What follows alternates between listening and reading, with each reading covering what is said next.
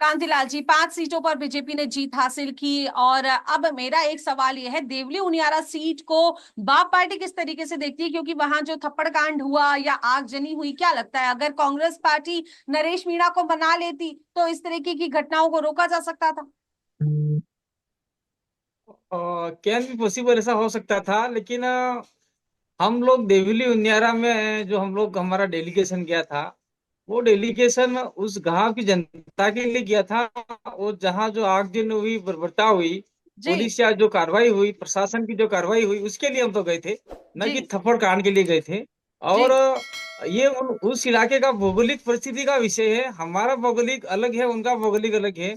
आने वाले समय में अगर कोई व्यक्ति देवली उनियारा और पूरे राजस्थान से कोई सदस्य हमारे साथ में चुनाव लड़ना चाहेगा, तो हम निश्चित रूप से उनको वहां मैंडेट देंगे। लेकिन हम लोग, हमारा फोकस दक्षिण राजस्थान के इलाके में, रेगिस्तानी इलाके में है। और हम आने वाले समय की तैयारी में जुटे हुए हैं।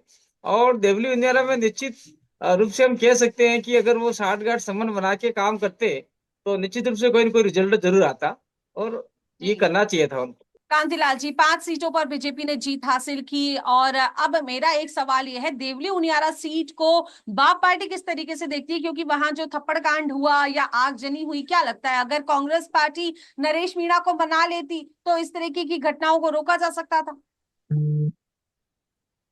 कैन भी पॉसिबल ऐसा हो सकता था, लेकिन हम लोग देवली उनियारा में जो हम लोग हमारा डेलीगेशन गया था, वो डेलीगेशन उस गांव की जनता के लिए गया था।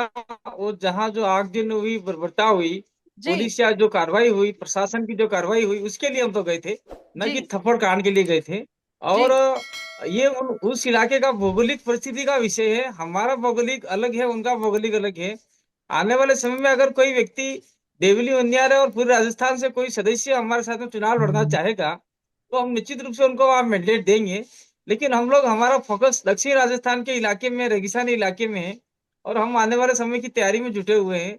और देवली उनियारा में निश्चित रूप से हम कह सकते हैं कि अगर वो साठ गांठ संबंध बना के काम करते, तो निश्चित रूप से कोई ना कोई रिजल्ट जरूर आता। और ये जी। करना चाहिए था उनको।